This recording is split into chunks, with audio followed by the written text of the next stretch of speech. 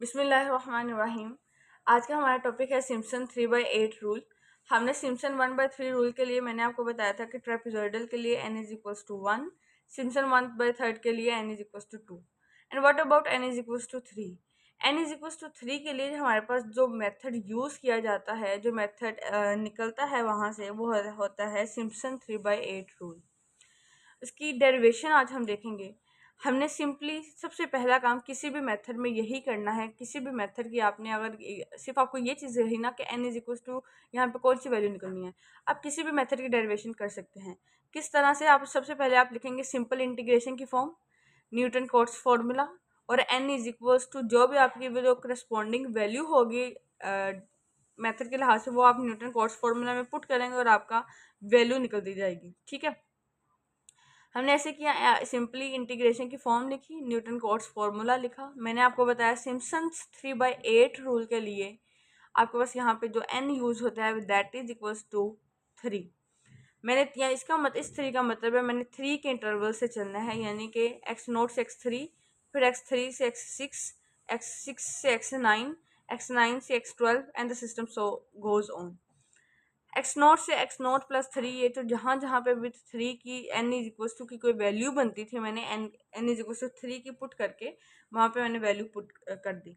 अब del Y naught की जहाँ पे वाई नोट है, तो y1 माइनस y2। ठीक है, अब इसी तरह से डेल स्क्वेयर वाई नोट की जहाँ पे उसकी वैल्यू आ जाएंगी, सॉरी यहाँ पे वाई नोट की जहाँ पे आएगा y1 minus y naught, y1 minus y naught. ठीक है, y2 minus 2y1 plus Y naught. यहाँ पे डेल क्यूब वाई नोट की वैल्यू को थोड़ा सा इशू करती है, तो वाई नोट है तो इसका मतलब है कि ये तो पीछे आना है, तो याद आएगा del square y1 minus del square y naught. ठीक है, तो ये डेल स्क्वेयर y1 की वैल्यू अगेन किस में जाएगी, डेल y2 माइनस y1, और वाई नोट की आएगी y1 माइनस वाई नोट। ठीक है, y1 माइनस वाई नोट। अब इसके आगे फर्दर आपको वैल्यूज याद करने की जरूरत नहीं है, क्योंकि इसमें ना वो बहुत सी चीज़ें फिर अब याद करने वाली हो जाती हैं, बहुत सी गड़बड़ भी हो जाती है, तो हम इसको मैनुअली लेके चलेंगे। y2 किसके डेल y2 किसके इक्वल होता है, y3 minus y2। Del y1 किसके इक्वल होता है, y2 माइनस y1। y1 किसके इक्वल होता है, y2 minus y1। y naught किसके इक्वल होता है, y1 माइनस y नोट। सबको ओपन करूंगी, सिंप्लीफाई करते हुए मेरे पास डेल क्यूब y नोट का आंसर निकल आया y3 minus 3y2 plus 3y1 minus y naught. ये वैल्यू हम पुट करेंगे इसके अंदर। ठीक है, इस पॉइंट पे पुट करने के बाद मैंने इसको जब ओपन करूंगी तो यह देगा 3y0 plus 9/2 y1 minus 9/2 y note plus 9/4 y2 minus 9 2 18/4 y1 plus 9/4 y note plus 3y3/8 minus 9y2/8 plus 9y1/8 minus 3y0/8। सबको y0, y1, y2 and y3 की जो वैल्यूज थी मैंने उसको रफ वर्क के ऊपर सॉल्व करने के बाद मेरे पास जो सिंप्लीफाई होकर टर्म निकली है फर्स्ट इंटरवल की, वो निकली है 3h/8। 3/8 सिम्पसन में क्या था, 1/3 था भाई, इसीलिए that is called Simpson 1/3 rule. This is called Simpson 3/8 rule. ठीक है, y0 plus 3y1 plus 3y2 plus y3, 0 1 2 3। यहाँ पे क्या है कि आपके पास जो फर्स्ट और लास्ट टर्म होती है वो इकट्ठी आएंगी। बाकी मैं आपको ये अभी से बता रही हूँ, अभी मैंने नेक्स्ट में आपको बाद में बताती हूँ। फर्स्ट और लास्ट टर्म इकट्ठी आएंगी, बाकी सबके साथ 3 का मल्टीपल आएगा। इसी तरह से अगर मैं x0 से x0 प्लस 3h तक गई हूँ, अगर अब मेरी नेक्स्ट इंटरवल की बारी होगी x0 प्लस 3h से x0 प्लस 6h तक, भाई 3h/8 आएगा। ठीक है, अब y3 से आएगा y3, y4, y5, y6, फिर उससे नेक्स्ट जाएगा y6, y7, y8, y9। ठीक है, और इस तरह से मेरी ये चीज़ चलेगी।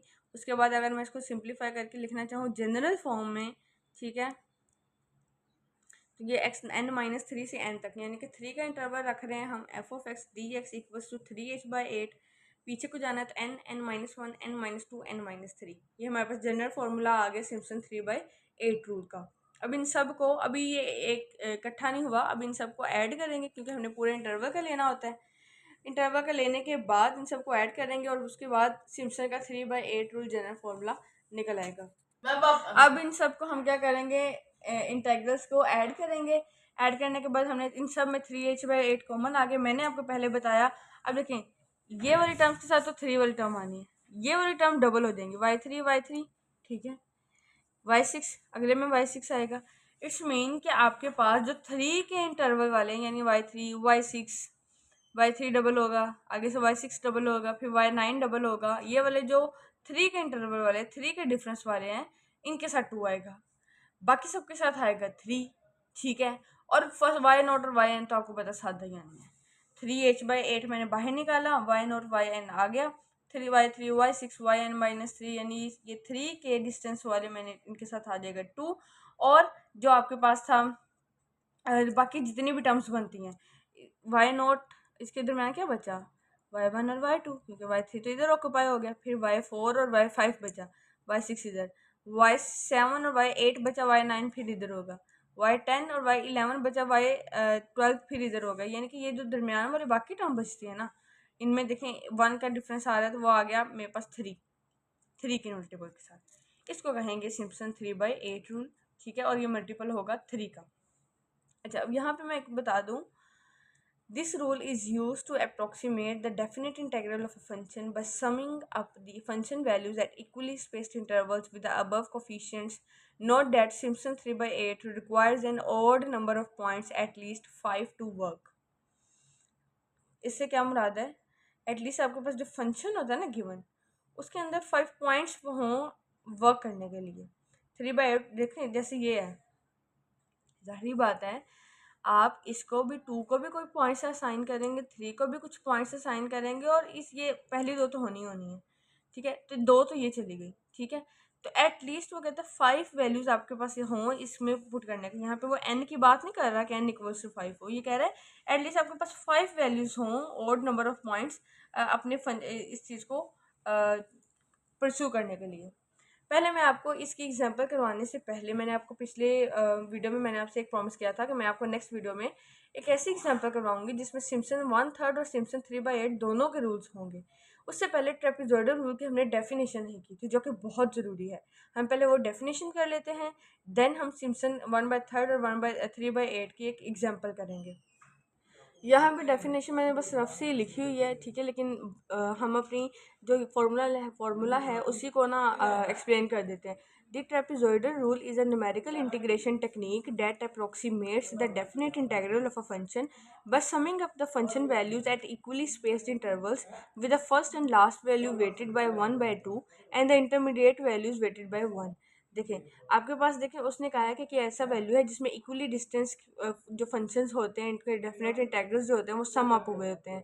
जो फर्स्ट और लास्ट वैल्यू उसके आंसर आता है 1/2 के साथ, और जो बाकी वैल्यूज होता है 1 के साथ। आपने सोचना है भाई पहली और आखिरी यानी कि वाई नॉट और वाई एन तो सादा थी, यहाँ पे उसने 1/2 कैसे लगा दिया, वो इसने इस तरह से लगाया कि ये जो 1/2 अगर हम अंदर मल्टीप्लाई करवाएं तो इन दोनों के नीचे 1/2 आ जाएगा, और ये इसका 2 इसके 2 से कैंसिल हो जाएगा, तो ये सारी सारी इनका कोफिशिएंट 1 हो जाएगा और इनका कोफिशिएंट 1/2 हो जाएगा। यही एग्जाम्पल है, इसका आप स्क्रीनशॉट चाहे ले लें ठीक है। ये ट्रेपेजॉइडल रूल की डेफिनेशन होगी। अब हम कर लेते हैं सिम्पसन 1/3 और 3/8 की एग्जाम्पल। जिस तरह से उसने ट्रेपेजॉइडल में कोफिशिएंट की बात की है, तो अगर हमें सिम्पसन में कोफिशिएंट वो एमसीक्यू में पूछ लेता तो क्या होगा, वाई नॉट और वाई एन के कोफिशिएंट होंगे, जब ये मैं अंदर 3/8 को मल्टीप्लाई करवाऊँ तो ये आ जाएगा 3/8 कोफिशिएंट, इसका भी इसका भी इसका, इन 3 वाले इंटरवल्स का ऑलरेडी 2 लिखा हुआ है तो 3 2 6/8, इन सब का जो कोफिशिएंट होगा वो होगा 6/8, इन सब का कोफिशिएंट होगा 9/8 क्योंकि 3/8 जब इससे मल्टीप्लाई होगा तो 3 3 9/8 ठीक है, तो वो इन सब का कोफिशिएंट क्या हो जाएगा 9/8। ये मैंने यहाँ पे लिखे भी हुए हैं, ये इस तरह से चलेगा 3/8, फिर अगर वो एच के फॉर्म में पूछे तो 3h/8, फिर 9h/8 9h/8, फिर 6h/8, फिर 9h/8 9h/8, फिर 6h/8, तो ये साइकिल रिपीट होता जा रहा है। अब ये आ गई हमारे पास एग्जांपल, इंटेग्रल 0 से π/2 sin x dx और सिम्पसन 1/3 रूल देखना है n = 2 के लिए, और 3/8 रूल देखना है n = 3 के लिए। मैंने सिंपली क्या किया, पहले मैं इसको एग्जैक्ट वैल्यू निकाल रही हूँ ताकि मुझे पता चले कि मेरा आंसर एक्यूरेट आ रहा है कि नहीं। एग्जैक्ट वैल्यू मैंने निकाली तो मेरे पास आंसर आ गया इसका 1। आपको पता है इंटीग्रेशन सिंपली किस तरह से करते हैं। सिम्पसन रूल के लिए अगेन मेरे पास उसने n = 2 दिया हुआ है, तो b - a/n, तो मेरे पास इंटरवल आ गया π/4 के। इसका मतलब है 0 से π/2 को मैंने स्प्लिट करना है π/4 के डिफरेंस से। मैंने किया करस्पॉन्डिंग वैल्यूज़ पुट करते फंक्शन में पुट करती गई, मेरे पास वाई की वैल्यूज़ आती गई। मैंने सिम्पसन 1/3 रूल का फॉर्मूला लगाया और मेरे पास आंसर आ गया 1.0023। Exact value keep in mind कि वो 1 आई थी। तो एग्जैक्ट वैल्यू में से observe value, exact value minus observed value equals to error. तो ये जो एरर आया हमारे पास दैट इज इक्वल्स टू -0.0023। अब बारी आ गई सिम्पसन 3/8 रूल की। Again n is equals to 3 है तो ये आगे b minus a divided by n। मैंने पुट किया पाई/6 के लिहाज से। अब मैं अपने इंटरवल को स्प्लिट करूंगी, वैल्यूज़ पुट करते हुए मैं अपने y की वैल्यूज़ निकालूंगी। निकालने के बाद सिम्पसन 3/8 रूल का फॉर्मूला लगाऊंगी। लगाने के बाद अब देखें यहाँ पे आपके पास क्या हुआ, सिम्पसन 3/8 रूल में जो 2 वाली वैल्यूज़ थी वो तो गायब हो गई। ठीक है, किस तरह से कि अब वो मेरे पास वैल्यूज़ ही नहीं है, मेरे पास वैल्यूज़ ही 4 तक है, 3 तक है, y0, y1, y2, y3। तो उसने इसलिए कहा था कि आपके पास एटलीस्ट 5 वैल्यूज़ चाहिए होंगी पूरे के पूरे सिम्पसन रूल को वर्क करने के लिए। खैर अभी हमारे पास यहाँ पे सिर्फ 3 तक वैल्यूज़ है, हमने उसके अकॉर्डिंग अपने फॉर्मूला को लिख लिया, वैल्यूज़ पुट की।